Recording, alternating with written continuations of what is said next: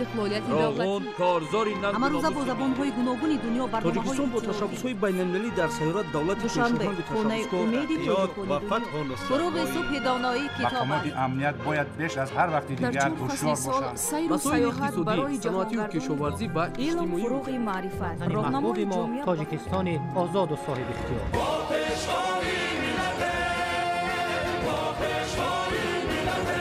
دوست باشید، اتفاق باشید، شکرانه همین دولت کنید، شکرانه همین سرزمین کنید، شکرانه کنید که چنین وطن عزیز و محبوب دارید.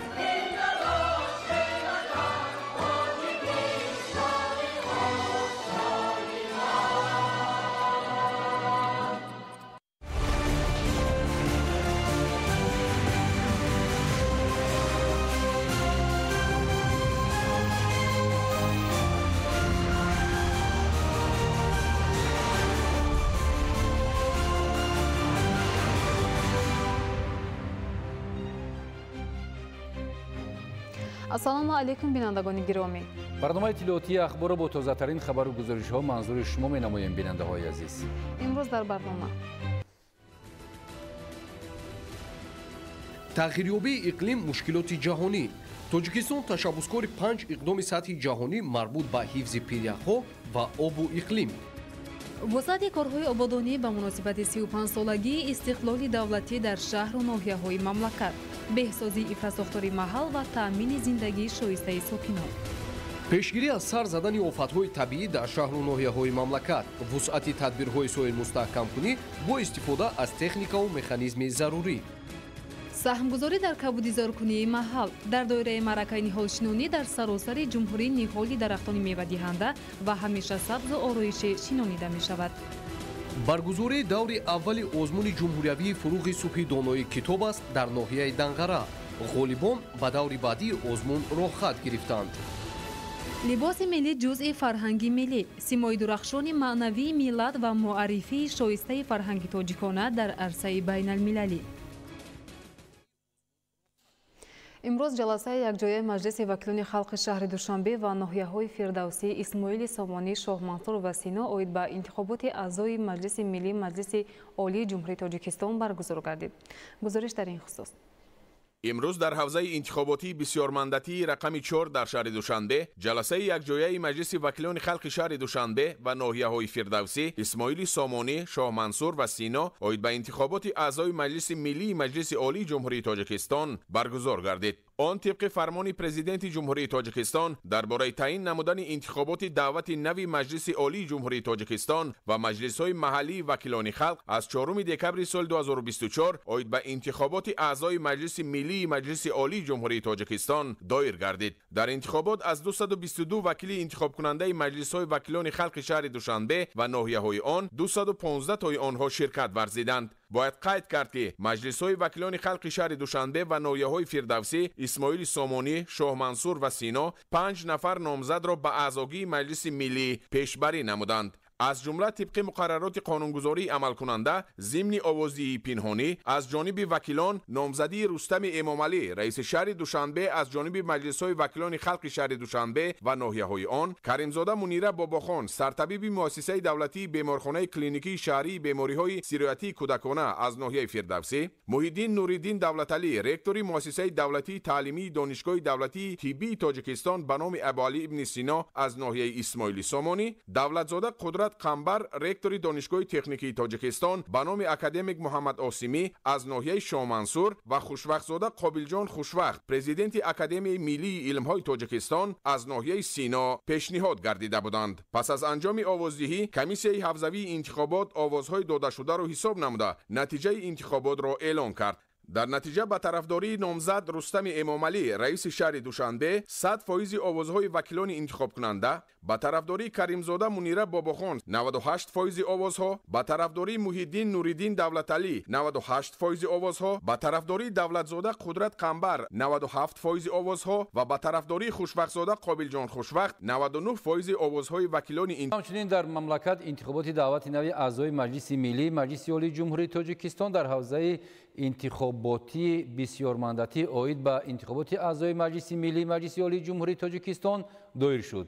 вобаста ба ин нимаи дуюми рӯз дар комиссияи марказии интихобот ва райпурсии ҷумҳурии тоҷикистон оид ба тасдиқи натиҷаи интихоботи даъвати нави аъзои маҷлиси миллии маҷлиси олии ҷумҳурии тоҷикистон ҷаласа баргузор гардид. гузориш дар ин хусус. 28 март таҳти роҳбарии раиси комиссияи марказии интихобот ва райпурсии ҷумҳурии тоҷикистон бахтиёр худоёрзода ҷаласаи комиссияи марказӣ баргузор гардид. дар он масъалаи тасдиқи натиҷаи интихоботи даъвати нави аъзои маҷлиси миллии маҷлиси олии ҷумҳурии тоҷикистон дар ҳавзаҳои интихоботии бисёрмандатӣ оид ба интихоботи аъзои маҷлиси миллии маҷлиси олии ҷумҳурии тоҷикистон аз вилояти мухтори кӯҳистони Бадахшон рақами 1, аз вилояти Суғд рақами 2, аз вилояти Хатлон рақами 3, аз шаҳри Душанбе рақами 4 ва шаҳру ноҳияҳои тобеи ҷумҳурӣ рақами 5 ки санаи 28 марти соли 2025 баргузор гардид мавриди баррасӣ қарор гирифт. бо риояи талаботи қонуни конститутсионии ҷумҳурии тоҷикистон дар бораи интихоботи маҷлиси олии ҷумҳурии тоҷикистон дар асоси пешниҳодҳои маҷлисҳои маҳаллии вакилони халқи вилояти мухтори кӯҳистони Бадахшон ва шаҳру ноҳияҳои он, вилояти Суғд ва шаҳру ноҳияҳои он, вилояти Хатлон ва шаҳру ноҳияҳои он, шаҳри Душанбе ва ноҳияҳои он, шаҳру ноҳияҳои тобеи ҷумҳурӣ дар ҳавзаҳои интихоботӣ бисёрмандатии болозикр 25 номзад ба қайд гирифта шуда буд. мутобиқи талаботи қонунгузории ҷумҳурии тоҷикистон дар бораи интихобот овоздиҳӣ рӯзи 28 марти соли ҷорӣ гузаронида шуд. дар асоси протоколҳои пешниҳоднамудаи комиссияҳои ҳавзавии интихоботии бисёрмандатӣ дар интихобот аз нисф зиёди шумораи умумии вакилони интихобкунанда аз вилояти мухтори кӯҳистони Бадахшон ва шаҳру ноҳияҳои он, аз вилояти Суғд ва шаҳру ноҳияҳои он, аз вилояти Хатлон ва шаҳру ноҳияҳои он, аз шаҳри Душанбе ва ноҳияҳои он ва шаҳру ноҳияҳои тобеи ҷумҳурӣ иштирок намуданд.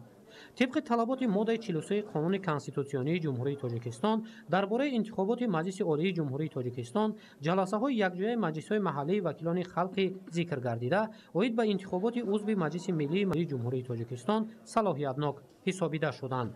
در اساس ماده‌های 51 و 52 قانون کنستیتوسیونی جمهوری تاجیکستان درباره انتخابات مجلس عالی جمهوری تاجیکستان در انتخابات روز 28 مارس سال 2025 نامزدهای زیرین با گرفت انتخاب گردیده با قید گرفته وکالت‌هایشان تصدیق کرده شدند.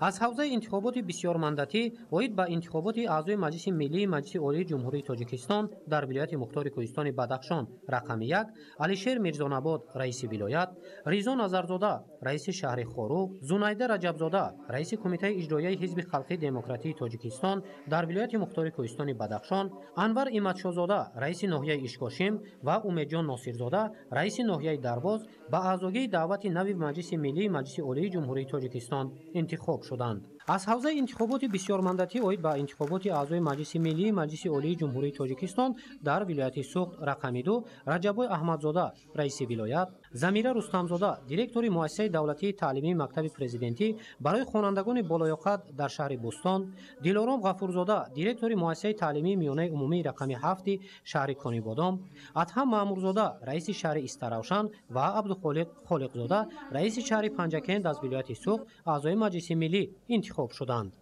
از حوزه انتخابات بسیار مندتی اوید به انتخابات اعضای مجلس ملی مجلس عالی جمهوری تاجیکستان در ولایت خطلان رقم 3 دولتعلی سعید رئیس ولایت، بختیار نظرزاده رئیس شهر پولاب، ظریف نظیری رئیس ناحیه فرخار، اکرام‌الدین ولیزاده رئیس ناحیه یابان و میرزا دولت صبورزاده رئیس ناحیه قبادیان از ولایت خطلان به اعضای مجلس ملی مجلس عالی جمهوری تاجیکستان انتخاب شدند.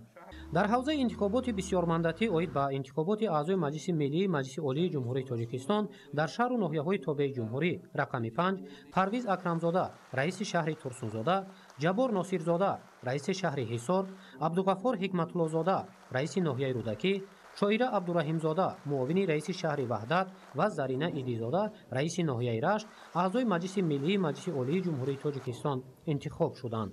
نامزد ارزنده‌ای که ما اینجا انتخاب نمودیم در آینده برای پیشروی برای رشد و نموی کشور عزیزمون سهم ارزنده خود را می‌گذارند. با استفاده از حقوق انسانی با درک مسئولیت بلند وکیل خلق بودن در انتخابات اشتراک فعالانه نموده به جانبداری نامزد ارزنده به اعضای مجلس ملی مجلس عالی جمهوری تاجیکستان رأی خود را دادند. باعث افتخار و سرافرازی بزرگ است که با شرافت صاحب استقلالی مملکت وحدت سرتاسری و سیاست خردمندانه و سازنده اساسگذار صلح و وحدت ملی پیشوای ملت پرزیدنت جمهوری تاجیکستان رئیس معظم حزب خلقی دموکراسی تاجیکستان محترم امامعلی رحمان در مملکت چاره‌بینی‌های سطح بلند سیاسی با اتفاق آرا یکدلی و یک مرامی ساکنان مملکتمان برگزار گشته ایستاده است. انتخابات برگزار گردیده توانست که نفوذ یا خود ایمیج سیاسی تاجیکستان عزیز را در عرصه بین المللی باز هم بلند بردارد. انتخابات دعوت نوی مجلس ملی مجلس عالی جمهوری تاجیکستان می باشد و ما در این معرکه مهم اشتراک کردیم و رأی خود را با طرفداری نامزدهای ارزنده خود دادیم و باوری کامل داریم که نامزدهایی که ما پیشبری کردیم و انتخاب می‌گردند در سهم خود را در پیشرفت و شکوفایی تاجیکستان عزیز می‌گذارند. همین طور انتخابات اعضای مجلس ملی مجلس عالی جمهوری تاجیکستان در اساس طلبات کنستیتوسیا و قانون کنستیتوسیونی جمهوری تاجیکستان درباره انتخابات مجلس عالی جمهوری تاجیکستان در حوزه انتخاباتی بسیارمندتی ولایت مختار کوهستان بدخشان رقم 1، ولایت سوغد رقم 2، ولایت ختلان رقم 3، شهر دوشنبه رقم 4 و شهر و ناحیه‌های تابع جمهوری رقم 5 به طور آشکارا، شفاف و آزاد با اشتراک فعال وکیلان انتخاب کننده برگزار گردید.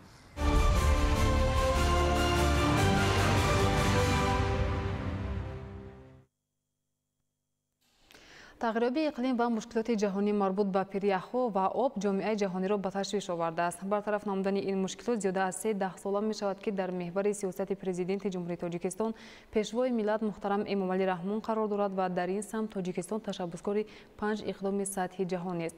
حل سریوقتی مسائل مربوط به پریخو و آب و اقلیم از رابطه استواری دست جمعانه و سریوقتی جامعه جهانی وابسته است. شرح یوسف غنی‌زاده.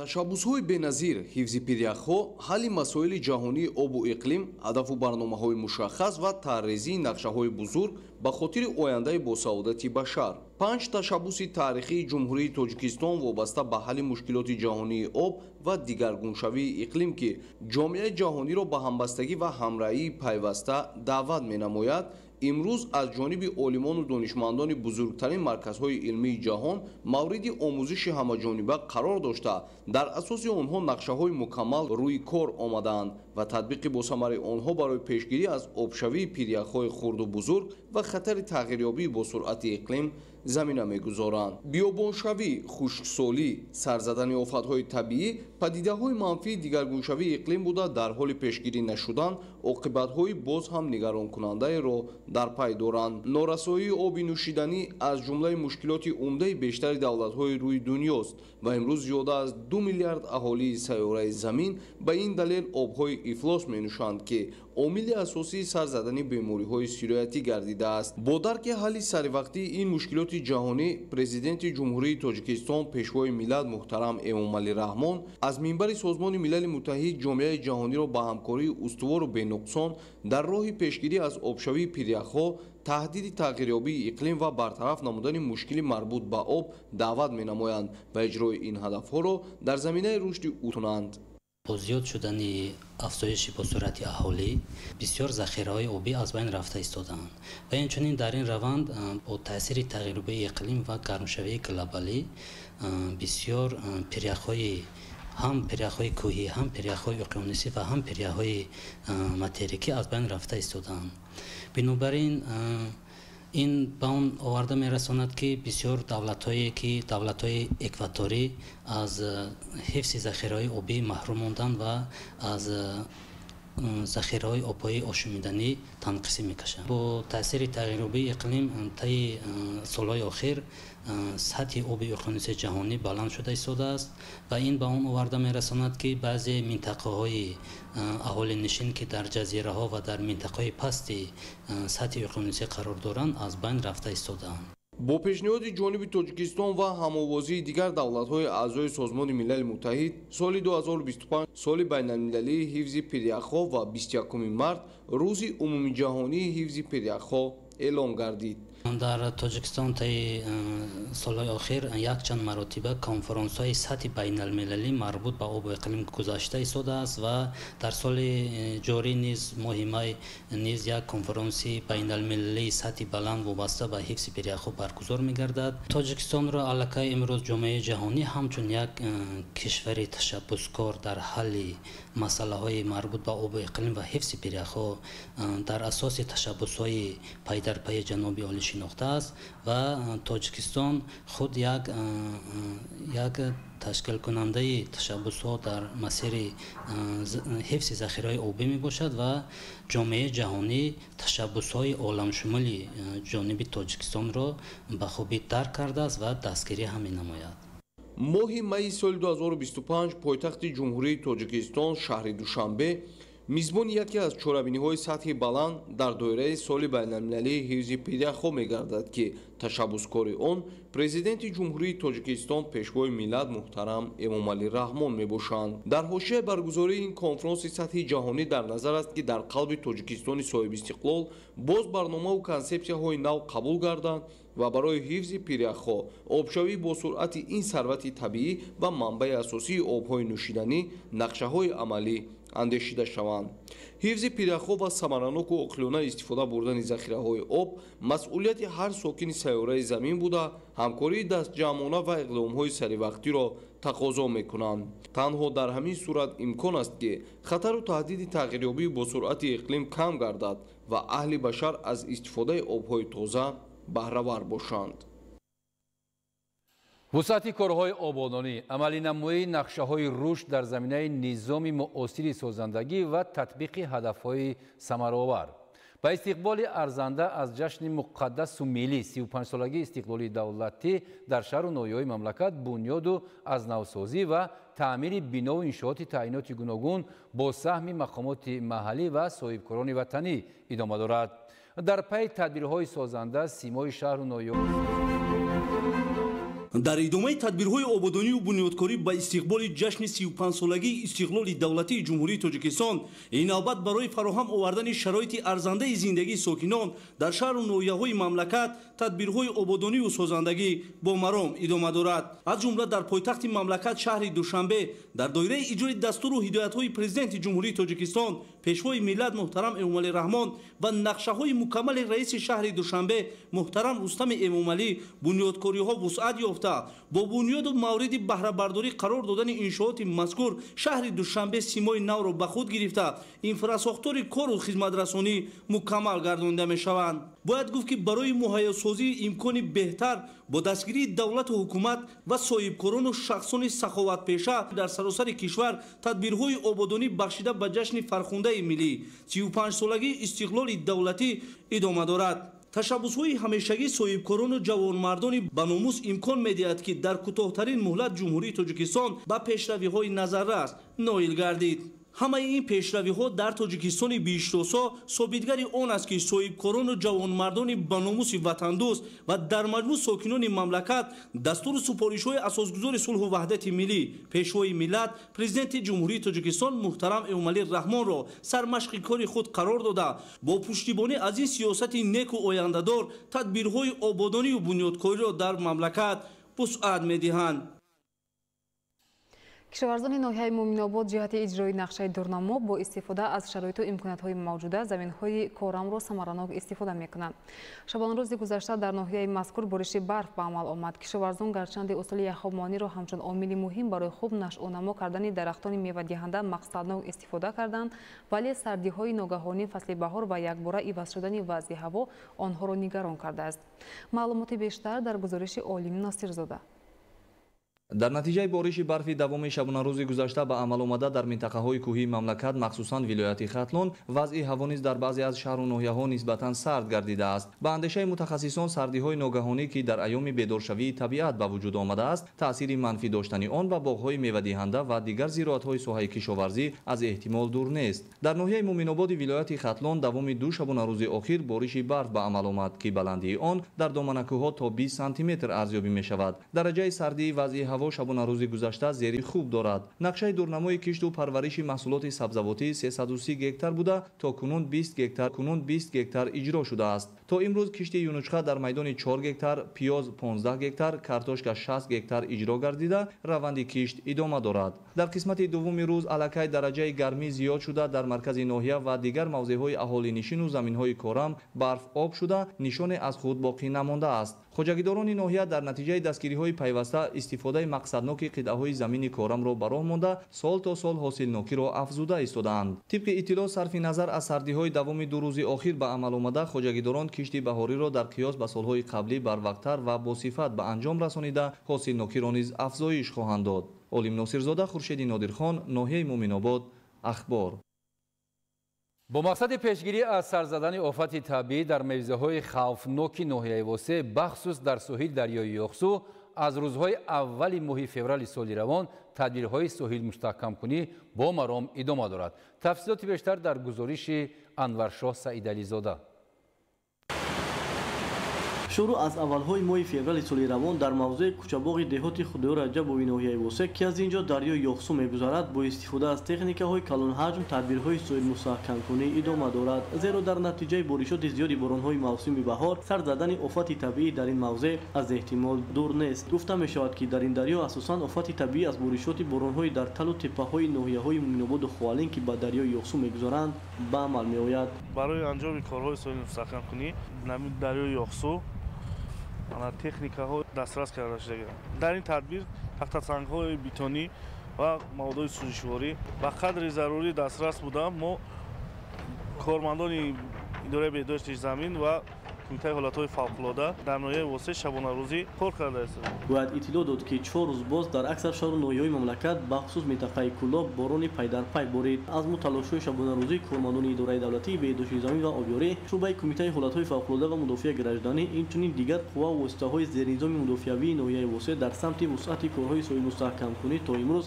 тавонист садироҳи офати табиӣ гардад. давоми 4 шабонарӯз ки боришоти борон дар ҳудуди минтақаи Кӯлоб ва маҳз дар ҳудуди ноҳияи восеъ ба қайд гирифта шуда истодааст. ба ин мавзеъ яъне дарёи ёхсу ҷамоати деҳоти Худоё Раҷаб аз хатари сел тавассути техника ва механизмҳо рафта истодааст. ёдрас бояд шуд ки ҳамасола дар мавсими боронгариҳо сатҳи оби дарёи ёхсу баланд гардида соҳилҳоро рахна менамоянд ки дар натиҷа хисороти зиёд мерасонад. маҳз бо мақсади пешгирӣ аз чунин ҳолатҳои эҳтимолии фавқулода масъулони мақомоти иҷроияи ҳокимияти давлатӣ, шуъбаи кумитаи ҳолатҳои фавқулода ва мудофиа, қувва ва воситаҳои зернизомӣ ин тадбирро баро мемонанд то сокинони назди соҳилиро аз офати табиӣ ҳифз намоянд. Анваршоҳ Саидализода, Сайҳомиди Шариф, ноҳияи восеъ, ахбор.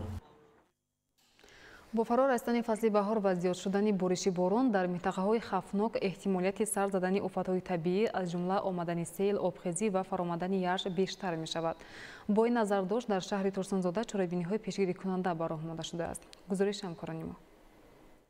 طبق اطلاع مسئولین شعبه کمیته حالتهای فوق‌العاده و مدافعین گراجدانی در شهر ترسونزاده، دهه گلبوته جماعت دهات قراتاق یکی از منطقه‌های خوفناک اولین درجه از آفت طبیعی آسیب پذیر به قید گرفته شده است. زیرا دهه در منطقه نزدیکوهی جایگیر بوده، برخی از خانه‌های استقامتی ساکنان در موضع‌های خوفناک ساخته شده‌اند. از این رو در موسم سیل و آبخیزی‌ها احتمال فرآمدن یخ و سر زدن دیگر آفت‌های طبیعی در این منطقه بیشتر است. در رابطه با این با ساکنان دهه، مسئولین شعبه کمیته حالتهای فوق‌العاده و مدافع گراجدانی در شهر ترسونزاده کارهای فهماندهی دایر نموده تاکید کردند که ساکنان باید هنگام به عمل آمدن چنین حادثه‌ها در حالت آماده باش قرار گیرند. با ساکنان راههای درست انجام دادن کارهای نجات‌دهی اهالی و دیگر عملهای ضروری هنگام رخ دادن آفت‌های طبیعی فهمانیده شدند. در ادامه از جانب باشندگان سیل راههای این دهه از رگولای تازه کرده شد. یکی از راههای پیشگیری رسانیدن ضرر به خواجگی خلق هنگام آمدن سیل و آبخیزی‌ها این به راه ماندن کارهای ساحل مستحکم کنی در کنار دریا و سیل راهها به حساب می رود. در اساس نقشه چاره‌بینی‌های مقامات اجرایی حاکمیت دولتی شهر ترسونزاده امروزها در کانال و سیل راههای حدود شهر تازه‌نمایی آنها از رگولای و مستحکم کنی ساحل‌ها ادامه دارند. ساکنان دهه دهقان‌آباد جماعت دهاتی ریگر طریق حشرهای دست جمعانه در بیشتر از 1 کیلومتر کنارهای کانال سیل پرتو توسط بتونکنی کارهای ساحل مستحکم نمایی انجام دادند که این روند همانا ادامه دارد. جهت امین نگاه داشتن از شستشوی ساحل های این کانال تکنیکا و واسطه های ضروری سفربر گردیده داخل آن را از قمولای و دیگر مانعها تازه کرده ایستادند. همین گونه تدبیرهای پیشگیری کننده در دیگر منطقه های از آفتهای طبیعی آسیب پذیر حدود شهر ترسونزاده ادامه داده می شوند. با مقصد وسعت بخشیدن کارهای کبودیزارکنی و سبز و خرمگردانی در شهر کلوب، کارمندان کسب و کار گوناگون در شفت شاهراها هر هفته روزهای استراحتی نهال درختان میوه‌دهنده آرایشی می‌شینانند. از جریان چنین تدبیرها رحمتعلی نظری گزارش می‌دهد. نوروز امسال با قدم مبارکش از فرا رسیدن موسم نهالشینانی و کبودیزارکنی و زیبا و آزاده نمودن منزل و مکان زیست مژده رسانید، زیرا یکی از عنعنه‌های گذشتگانمان در این فصل سال کشاورزی و نهالشینانی می باشد. با مقصد وسعت بخشیدن معرکه نهالشینانی و سبز و خرمگردانی محیط زیست، کارمندان کارخانه دولتی فرعی به قیدگیری مال و ملک غیر منقول در شهر کلوب در دو کنار شاهراه بین المللی که از مرکز شهر کلوب میگذارد نهالان میوه‌دهنده و همیشه سبز شناندند و این تدبیرها مقصد دارند که روزهای من بعد نیز ادامه دهند. اساسگزار صلح و وحدت ملی پیشوای ملت ابراز داشتند که هر شخصی که ننگ و ناموس دارد خود را صاحب وطن میشمارد، فرزند ملت میداند. ما نیز در پرتو گفته‌های پیشوای معظم ملت تصمیم گرفتیم که در شورای کلوب شمس‌الدین شاهین درختان میوه‌دهنده و سایه‌افکن شینانیم. قابل قید است که فصل بهار فرصت است برای نهالشینانی و سبز و خرمگردانی محیط زیست. چنین امکانیت را به اینابت گرفته کارمندان تشکیلات و مؤسسه‌ها و ساکنان باننگ شهر کلوب هر هفته روزهای استراحتی به حشر برآمده به شینانیدن نهالان مختلف، گل و بوته‌ها، کبودیزارکنی گلگشت خیابان‌ها، به شکل دراری و نرم نمودن بیخ درختان و تازه کردن محیط اطراف مشغول می‌شوند. همچنین کارمندان ریاست حفظ محیط زیست در منطقه کلوب و شعبه‌های آن در شفت راه بین المللی در حدود ناحیه وسیع و شهر کلوب فعالانه شرکت نمودند. نهالان سایه‌افکن و آرایشی و در قسمت دیگر کنار تپه‌ها نهالان میوه‌دهنده شناندند. مورد به ذکر است که در پرتو هدایت‌های سرور دولت محترم امامعلی رحمان ساکنان در یکجایگی با کارمندان بخش حفظ محیط زیست شهر کلوب فعالانه شرکت نموده عزم دارند که کلوب شهر باستانی را به شهر سبز تبدیل دهند. با این مقصد به جای 23000 بیخ نهالان مختلف میوه‌دهنده سایه‌افکن و آرایشی تا کنون 23300 نهال شناندند که بیش از 103% دورنما را تشکیل میکند و معرکه نهالشینانی در کنار راه‌ها، تل و تپه‌ها و زمین‌های للمی که برای بنیاد باغ موافقند با مرام ادامه دارد. در برابر انجام دادن این تدبیر اکولوژی برای سبزش منبع نهالان مسئولان ساحه اهمیت جدی می‌دهند. هدف از برگزاری این اقدام نیک سرسبز و خرمگردانیدن طبیعت زیبای دیار تأمین بهداشت محیط زیست می باشد. رحمتعلی نظری، ایرج قربانعلی، شهر کلوب، اخبار.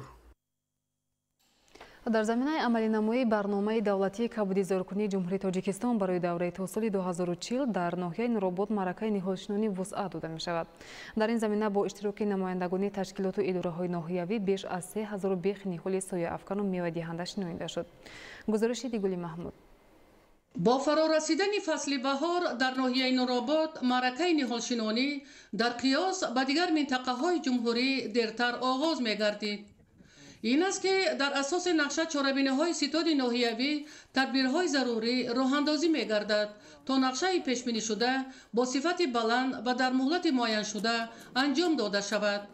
با این مقصد هر هفته روزهای شنبه در حدود جماعت‌های شهرک و دهات و شفت شاهراه اتومبیلگرد بین المللی با جلب صدها نفر کارگران تشکیلات و اداره‌های ناحیوی حشر نهالشینانی برگزار شده ایستاده است که در موضع‌های معین شده کارگران صدها بیخ نهالان گوناگون شنانیدند.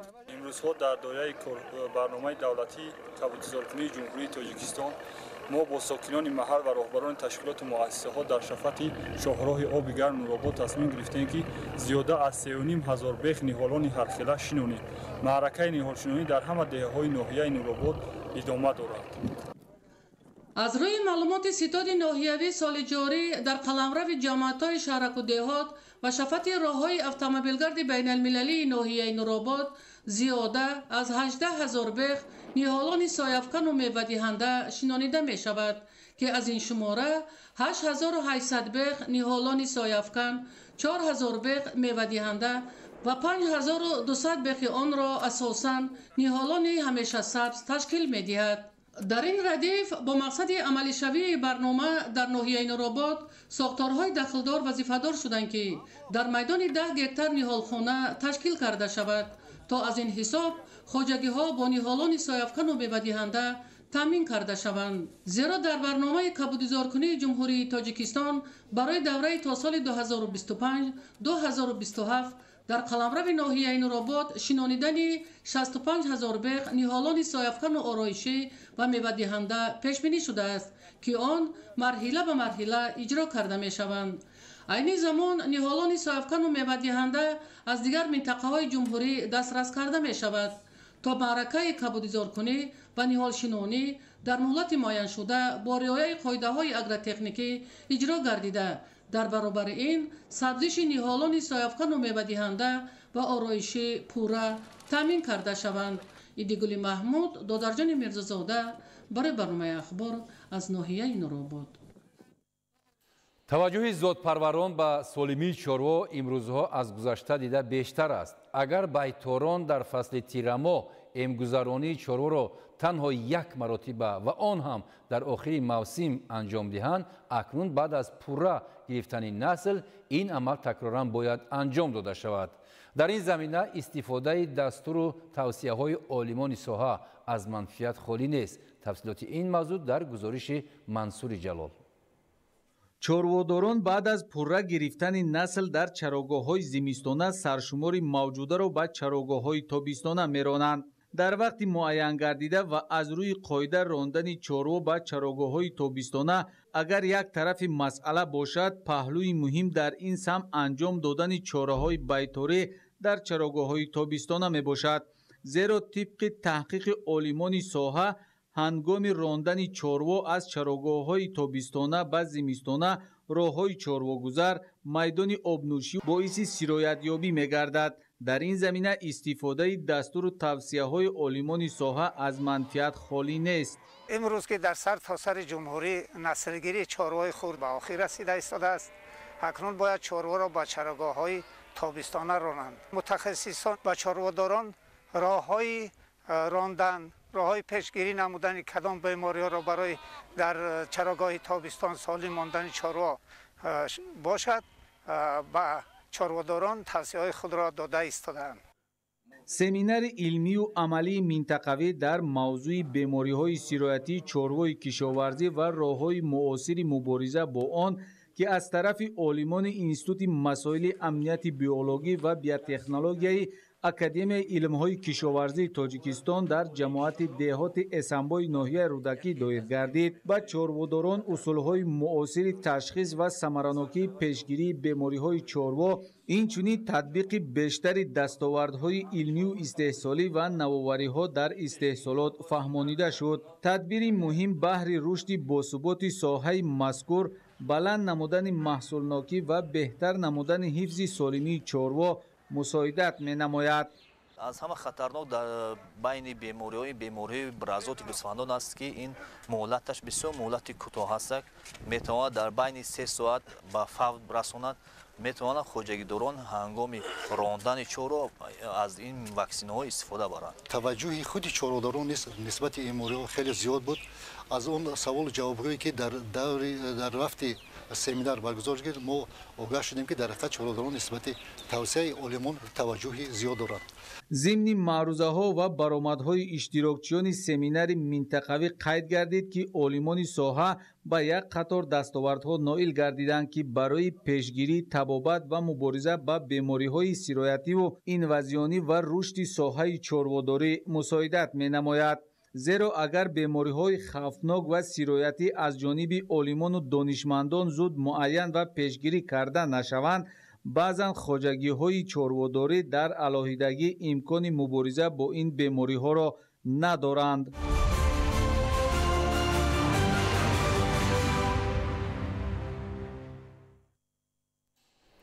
забондони воситаи муҳим барои тақвияти ҷаҳонбинии одамон буда имконият медиҳад ки шахс аз дастовардҳои илму техника бархурдор гардад. Дар Академияи идоракунии давлатӣ назди президенти ҷумҳурии Тоҷикистон ҳамоиши ҷумҳуриявии илмии назариявӣ дар мавзӯи такмили таълими забонҳои англисӣ ва русӣ талаби замон баргузор гардид. гузориши Қамариддин Ҳусейнзода. ҳукумати ҷумҳурии тоҷикистон барои забономӯзии ҷавонон тамоми шароитҳоро муҳайё сохтааст. аз ҷумла дар донишгоҳҳои олӣ, мактабҳои миёнаву муассисаҳои олии кишвар омӯзиши забонҳои хориҷӣ ба роҳ монда шудааст. донистани забонҳои хориҷӣ ба рушду нумӯи давлати соҳиби истиқлоламон нақши созгор мебозад. ин нуқта зимни баргузории конференсияи ҷумҳуриявии илмии назаравӣ дар мавзӯи такмили таълими забонҳои англисӣ ва русӣ талаби замон дар Академияи идоракунии давлатии назди президенти ҷумҳурии тоҷикистон баргузор шуд, иброз гардид. таъкид гардид ки президенти ҷумҳурии тоҷикистон пешвои миллат муҳтарам Эмомалӣ Раҳмон пайваста зимни баромадҳои худ ҷавононро ба забономӯзӣ ҳидоят мекунад ва имрӯз барои омӯзиши забонҳои хориҷӣ дар ҳама муассисаҳои таълимии мамлакат тамоми шароиту имконотҳои муосир фароҳам оварда шудааст, то насли наврасу ҷавон сатҳи забондонии хешро боз ҳам беҳтару хубтар намоянд. миллате ки арзишҳои миллии хешро қадр карда наметавонад, қимату манзилати забони миллати ғайрро низ эътироф карда наметавонад. забондонӣ аз давраҳои пеш то ба имрӯз воситаи асосии омӯхтани илм дар ҳама давру замон мебошад. донистани ин ё он забон ба шахс имконият медиҳад ки аз талаботи рӯзмарраи ҳаёти худ огаҳ бошад. инчунин донистани забони хориҷӣ ин огаҳ будан аз таърих, фарҳанг, тамаддун ва воқеияти ҳаёти халқу миллатҳои дигар кишварҳо аст. бо мақсади баланд бардоштани забономӯзӣ дар ҷумҳурии тоҷикистон дар Академияи идоракунии давлатӣ назди президенти ҷумҳурии тоҷикистон марказҳои омӯзиши забонҳои русӣ ва англисӣ таъсис дода шуданд ки дар он донишҷӯён, кормандон, хизматчиёни давлатӣ ва магистрантон ба омӯзиши забонҳои русӣ ва англисӣ фаро гирифта шуданд. сиёсати пешгирифтаи хиратмандонаи ҷаноби олӣ ки барои пешравии мамлакат басо саривақтист, боиси сарфарозист ва мо аҳли илму маориф кӯшиш ба харҷ медиҳем ки ҷавононро ба омӯзиши забонҳои русӣ ва англисӣ фаро гирем. аз ину пеш аз омӯхтани забонҳои хориҷӣ мо бояд забони модарии хешро ба хубӣ донем, зеро ҳар як миллатро пеш аз ҳама забони модарияш ҳиз ва зинда медорад. бо таъкиди иштирокчиёни конференсия, донистани забони хориҷӣ миллатро ба бузургии инсонро ба боломақомӣ ва давлатро ба пешравию муваффақият будан ноил мегардонад. дар шароити имрӯза барои муаррифӣ кардани ҷумҳурии тоҷикистон дар баробари донистани забони тоҷикӣ мебояд ба омӯхтани забонҳои хориҷӣ аҳамияти хос дода шавад, зеро ки забономӯзӣ ин гирифтани калиди ганҷинаи маърифат буда дар мавриди донистани забони ғайр кас метавонад озодона дар муомила бошад ва худро осудаву бо фароғат эҳсос намояд. сол аз сол таваҷҷӯҳи қишрҳои ҷомеа ба озмуни ҷумҳуриявии фуруғи субҳи донои китоб аст бештар мегардад. дар муассисаҳои таълимии ҳудуди ноҳияи Дангара даври аввали озмуни мазкур ҷамъбаст гардида, ғолибони ин давр ба даври ноҳиявии озмун роҳ хат гирифтанд. гузориши Салоҳиддини Неъмат идомабахши ин мавзӯъст. даври аввали озмуни ҷумҳуриявии фуруғи субҳи донои китоб аст дар муассисаҳои таълимӣ ва ташкилоту муассисаҳои мақомоти худидоракунии шаҳрак ва деҳоти ноҳияи Дангара дар сатҳи зарурӣ гузаронида шуд. дар маҳфилҳои амалкунандаи маркази таҳсилоти иловагии ноҳияи Дангара зиёда аз 940 нафар хонандагони фаъол шомиланд ки ба озмунҳои ҷумҳуриявӣ аз ҷумла озмуни ҷумҳуриявии фуруғи субҳи донои китоб аст омодагӣ мебинанд. маркази мазкур дорои китобхонаи электронӣ мебошад ки аъзоёнаш вобаста ба номинаҳои интихоб намудаашон китобҳоро фориғ аз дарсҳо дар ин ҷо мутолиа менамоянд. шӯъбаи маорифи ноҳияи Дангара тасмим гирифтааст ки ҳар моҳа дар тамоми муассисаҳои таълимӣ байни хонандагон ва довталабоне ки дар даври якуми озмуни ҷумҳуриявии фуруғи субҳи донои китоб аст маҳфилҳо ташкил намоянд ва байни онҳо викторинаҳо ва пурсишҳои китобҳои ки дар тибқи низомномаи озмуни ҷумҳуриявии фуруғи субҳи донои китоб аст пурсида шавад ва санҷиш гузаронида шавад ки хонандагон ба даврҳои ниҳоӣ тайёрӣ ҷиддӣ дида дар соли 2025 назар ба соли гузашта бисёртар ва ҷойҳои намоёнро ишғол намоянд. طبق маълумот имсол дар даври аввали озмуни мазкур муҳассилину омӯзгорони 88 адад муассисаҳои таълимӣ, донишгоҳу коллеҷҳо ва дигар хоҳишмандон аз 9 ҷамоати шаҳраку деҳоти ноҳия дар маҷмӯъ 7353 нафар иштирок намуданд ки аз онҳо 5402 нафарашон занону духтарон мебошанд. баъди натиҷагирӣ аз ин шумора 1006 нафарашон ба даври ноҳиявии озмуни ҷумҳуриявии фуруғи субҳи донои китоб аст роҳхат гирифтанд. ман сараввал миннатдории худро ба асосгузори сулҳу ваҳдати миллӣ пешвои муаззами миллат муҳтарам эмомалии раҳмон мерасонам ки чунин озмунҳоро барои мо баргузор намуданд ва мо дар чунин озмунҳо иштирок намуда маҳорату малакаи худро сайқал медиҳем. من طولی 3 سال می شود که در این آزمون اشتراک می بردم. 2 سال آزمونی من از ادبیات بچگانه می باشد که در آن 101 تا شعر، 24 کتاب و اثرها خواندم. کتاب های خوانده من زیاده از 160 تا می باشد و مصرع‌های شعری از یاد کرده من زیاده از 3515 تا می باشد. استادان و دانشجویان و کارمندان دانشگاه دولتی دنقره هم در دور اول آزمون جمهوری فروغ صبح دانای کتاب است با آمادگی خوب اشتراک نمودند. از 56 نفر اشتراکچی طبق خلاصه برای هیئت حکمان 13 نفرشان غالب دانسته شده به دور ناحیوی راه یافتند. тавре иттилоъ дода шуд соли гузашта аз донишгоҳи давлатии данғара 5 нафар довталабон дар даври ҷумҳуриявии озмун иштирок карданд ки аз инҳо 1 нафарашон сазовори ҷои дуюм, 2 нафарашон ҷои сеюм ва 2 нафари дигар соҳиби ҷойҳои намунавӣ гардиданд. салоҳиддини неъмат, завқибеки абдураҳмон барои барномаи иттилоотии ахбор аз ноҳияи данғара. ба такмили ихтисос фаро гирифтани омӯзгорони муассисаҳои таҳсилоти миёнаи умумӣ ва таъмини муассисаҳои таълимӣ бо омӯзгорони соҳибтахассус озмуни заковат баргузор гардида истодааст. гузориши ҳамкорони мо.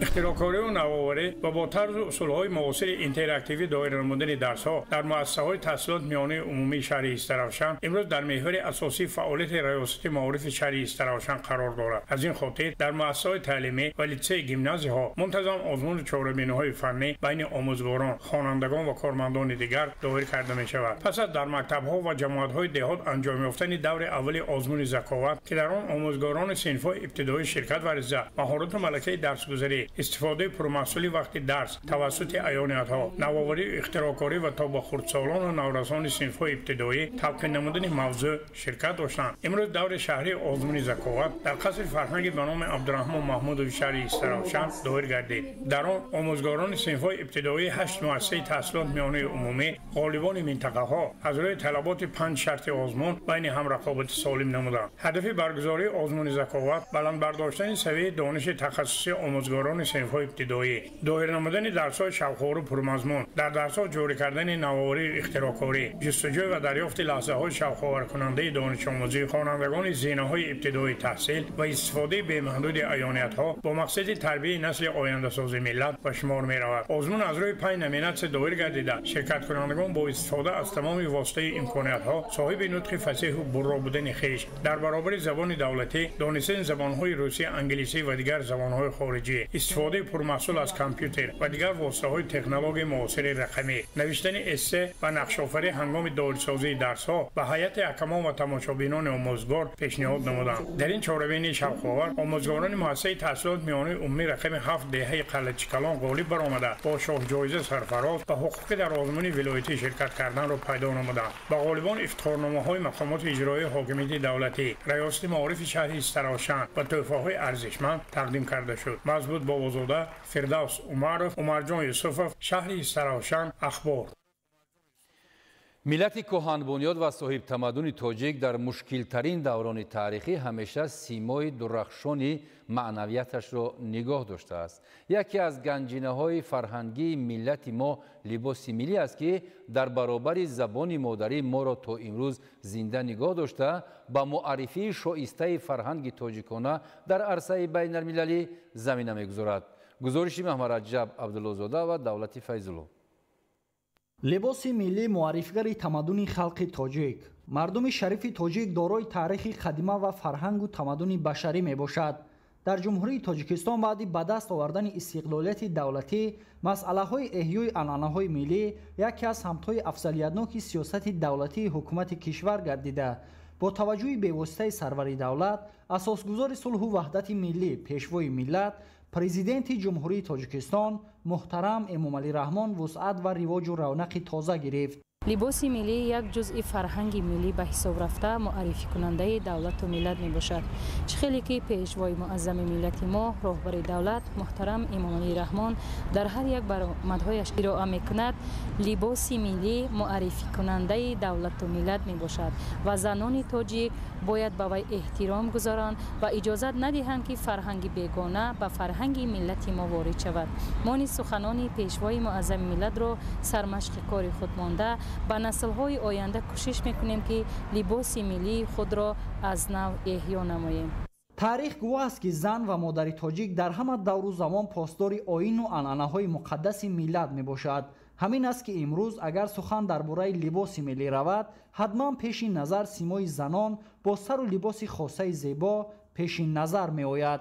در جمهوری تاجیکستان اطلس و ادرس از قدیم تا امروز میان مردم معروفیت بیشتر داشته، با خصوصیت‌های فرق کننده خویش توجه اهل عالم را به خود جلب ساخته است.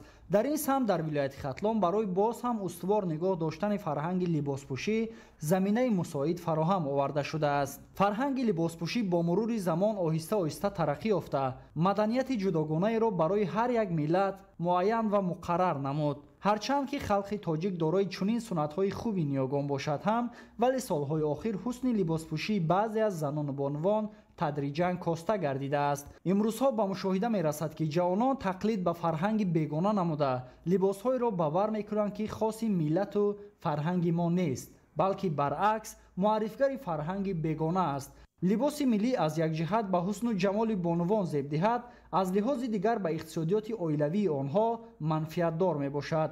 لباس ملی آیین است که در آن فرهنگ ملی ما انعکاس یافته است. از این رو ما را ضرور است که برای حفظ اصالت آن ترغیب ارزش‌های ملی و خودشناسی ملی تدبیرهای سریوقتی اندیشیم و سنت‌های نیک نیاگانمان را از نو احیا نماییم. محمد عبدالله‌زاده، دولت فیض‌الله، شهر باختر، اخبار.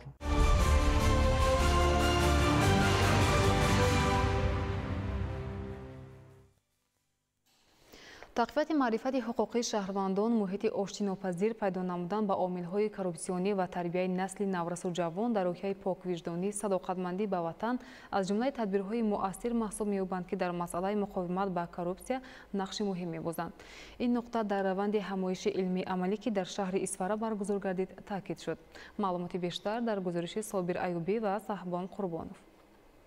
مقاومت دستجمعانه به کورپسیا اساس رشد ساحه‌های مختلف چنین بود موضوع کنفرانسی علمی عملی که از جانب ریاست اگنتی نظارت دولتی مالیوی و مبارزه با کورپسیای جمهوری تاجیکستان در ولایت سوغد با مقصد بلند برداشتن معرفت حقوقی ضد کورپسیونی شهروندان با راهبران واحدهای ساختاری مقامات اجرایی حاکمیت دولتی، تشکیلات و اداره‌ها، وکیلان مجلس‌های محلی، نمایندگان حزب‌های سیاسی و عالمان و ضیاییان شهر اسفاره دایر کرده شد. ضمن پیشنهاد معروضه و گزارش‌ها از جمله تاکید گردید که مقاومت به کورپسیا کار دستجمعانه بوده، در کار آن مقامات دولتی در همبستگی با جامعه شهروندی و با اشتراک هر یک فرد جامعه میتواند نتیجه‌های دلخواه را به دست آورد، بالاروی سطح کورپسیا را کاهش دهد. زیرا پست کردن سطح کورپسیا از بسیار عامل‌ها به مثل متحدی و همدیگرفهمی، سویه بلند معرفت حقوقی ضد کورپسیونی، شعورناکی و فعالناکی هر یک فرد جامعه و سطح واقعی زندگی وابستگی دارد. در جریان کنفرانسیا شرکتداران آن وابسته به پهلوهای گوناگون مسئله بررسی شونده اندیشه‌هایشان را بیان داشته ضرورت تقویت همکاری‌ها در سمت رعایت قانون‌های ملی، بلندبرداری دانش‌های حقوقی طبقه‌های گوناگون اهالی، تقویت بخشیدن کارهای ترغیباتی و به وجود آوردن فضای عمومی آشتیناپذیر را در جامعه نسبت به این ظهورات نامطلوب تاکید نمودند. صابر ایوبی، صاحبان قربانov، شهر اسفاره، اخبار. баланд бардоштани маърифати ҳуқуқии истеъмолкунандагон ва риояи талаботи дурусти хизматрасонӣ зери таваҷҷӯҳи махсуси ҳукумати ҷумҳурии тоҷикистон қарор дорад. дар ин замина кормандони кумитаи бехатарии озуқаворӣ назди ҳукумати ҷумҳурии тоҷикистон дар бозору марказҳои савдо тибқи нақша чорабиниҳо корҳои тарғиботиро вусъат бахшидаанд. ҳамкорамон дилшод ҳакимзода мавзӯъро идома медиҳад.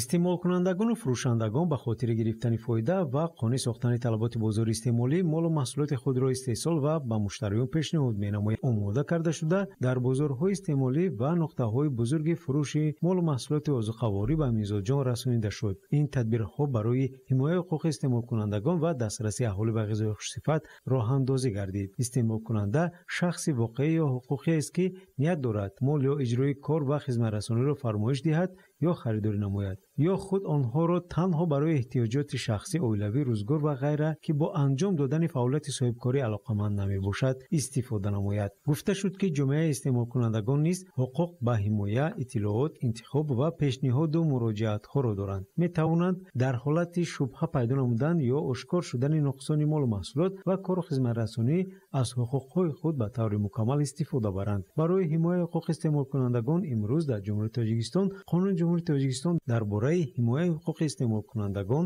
ва дигар санадҳои меъёрии ҳуқуқӣ амал мекунанд ки муносибатҳои байни истеъмолкунандагон ва истеҳсолкунандагон, иҷрокунандагон, фурӯшандагонро ҳангоми хариду фурӯши мол, фармоиши иҷрои кор, хизматрасонӣ ва муносибатҳои шартномавӣ ба танзим медарорад. ҳамчунин ҳуқуқи истеъмолкунандагонро барои харидани моли дорои сифати муносиб ва барои ҳаёту саломатии истеъмолкунандагон бехатар гирифтани маълумот доир ба мол яъне кору хизматрасонӣ ва истеҳсолкунандагон ё иҷрокунандагон фурӯшандагони он ҳимояи давлатӣ ва ҷамъиятии манфиати онҳоро муқаррар ва тарзи татбиқи ин ҳуқуқҳоро муайян мекунанд. тибқи талаботи байториву беҳдоштии шахсони воқеъ ва ҳуқуқие ки ба забҳи чорво, интиқол, нигоҳдорӣ ва фурӯши гӯшт ва маҳсулоти гӯштӣ машғуланд, бояд забҳи чорворо дар салоххонаҳо ё ҷойҳои махсус гардонида шуда ба роҳ монанд. инчунин гӯштро тариқи нақлиёти махсус гардонида шуда интиқол дода онро дар ҳарорати муқаррар гардида дар яхдонҳо нигоҳ доранд. дар баробари ин гӯштро бояд аз гирифтани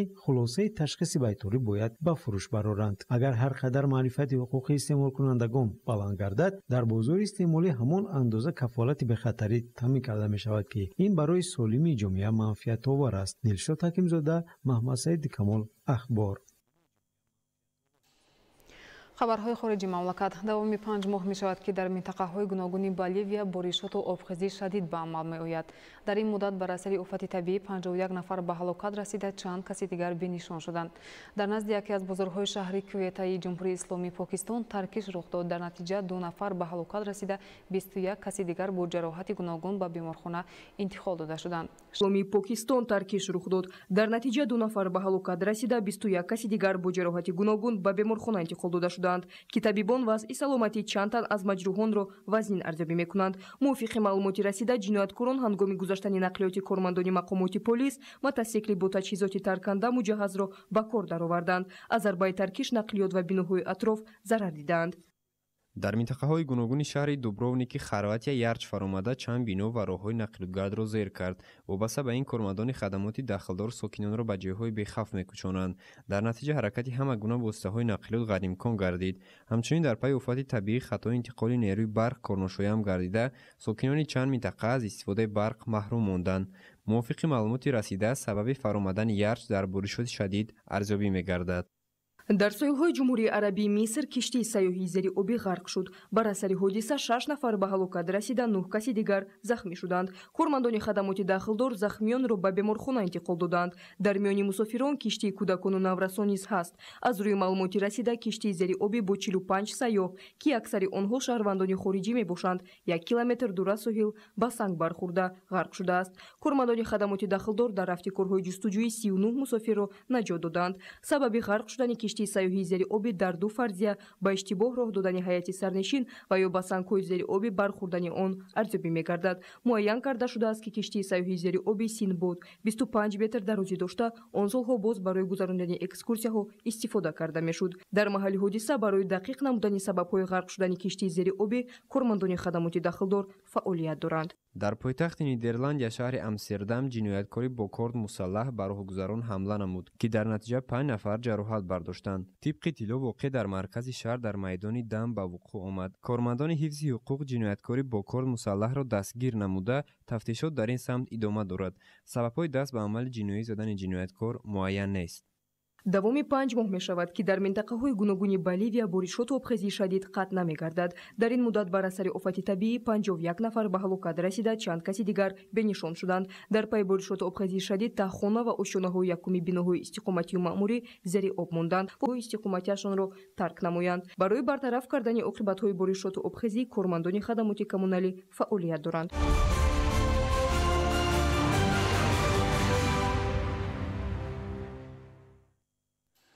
бахшида ба ҷашни байналмилалии наврӯз 27 март дар шаҳри Истарошан мусобиқаи байналмилалии гӯштингирӣ баргузор гардид, ки дар он паҳлавонони шинохта иштирок намуда бо ҳамқувва озмуданд. ғолибон бо ҷон ва тӯҳфаҳои хотиравӣ қадрдонӣ гардиданд. шарҳи бештар дар таҳияи Раҳматшоҳи Обид. бахшида ба ҷашни байналмилалии наврӯз 27 март дар қалаи мухтепаи шаҳри Истарошани вилояти Суғд мусобиқаи бошукӯҳи байналмилалии гӯштингирӣ дар сатҳи баланд ва бо иштироки мухлисон ва ҳаводорони гӯштини миллӣ баргузор гардид. мусобиқаи байналмилалии гӯштингирӣ бо иштироки 67 нафар меҳмонону варзишгарон аз давлатҳои Ӯзбекистон, Қирғизистон, Эрон ва Федератсияи Россия доир шуд. дар он паҳлавони маъруфи тоҷик Шакар Муҳаммад, Мир Муҳаммадов, Шарифҷон Наздриев, Фирдавс Насимов, Фарҳод Раҳматлобеков, Исроил Раҳимов, Али Боқиев, Ҳамроз Раҷабов, Суҳроб Боқиев, Субҳиддин Халилзода, Баҳром Суфиев, Муҳаммад Исо Раҷабов, Наврӯз Каримзод, Мерзод Суфиев, Идбек Амиршо, Сомон Аламов ва дигарон бо маҳорати баланд ҳунарнамоӣ намуда ба ифтихори дастоварди онҳо парчами давлатии Тоҷикистон парафшон гардида, суруди миллӣ садо дод, ки боиси ифтихору сарбаландии ҳар як фарди ватандӯси мамлакат мебошад. мусобиқаи байналмилалии гӯштингирӣ бо ташаббуси Кумитаи кор бо ҷавонони варзиши назди ҳукумати ҷумҳурии Тоҷикистон ва дигар сарпарастон доир гардида, дар он паҳлавонони номдор дар вазнҳои 61, 71, 86 ва ҷамъи 86 кило байни ҳам рақобат намуданд. ҳамчунин дар мусобиқа духтарони вазнашон то 57 килограмм иштирок намуданд.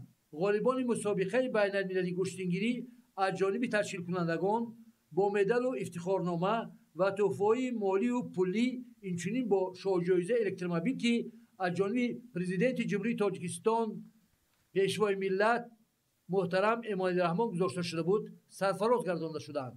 шоҳҷоизаи мусобиқаро паҳлавони маъруфи ҷумҳурии Ӯзбекистон Бегмурод Олтибоев пас аз ғолибият бар варзишгари тоҷик Шарифҷон Наздриев комёб шуд. дар вазни то 57 кило Аҳлия Муминова барбакарда чемпиони мусобиқа гардид.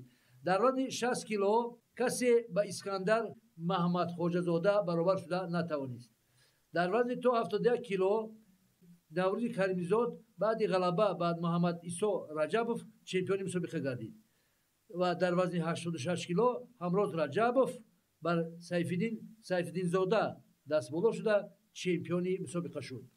ин мусобиқа бо мақсади ташвиқи тарғиби гӯштини миллӣ дар мамлакат ва дӯстӣ байни халқҳои Осияи Марказӣ ва Федератсияи Россия доир гардид. ногуфта намонад, ки дар вазни ҷамъи 86 кило намояндаи ҷумҳурии Ӯзбекистон Бегмурод Олтибоев бар Шарифҷон Наздриев ғалаба карда ба гирифтани мукофоти асосии шоҳҷоизаи ин мусобиқа сарфароз гардид. бинандагони гиромӣ, начари муфассали барномаи иттилоотии ахбор хотима меёбад. бароятон беҳтарин хушиҳои зиндагиро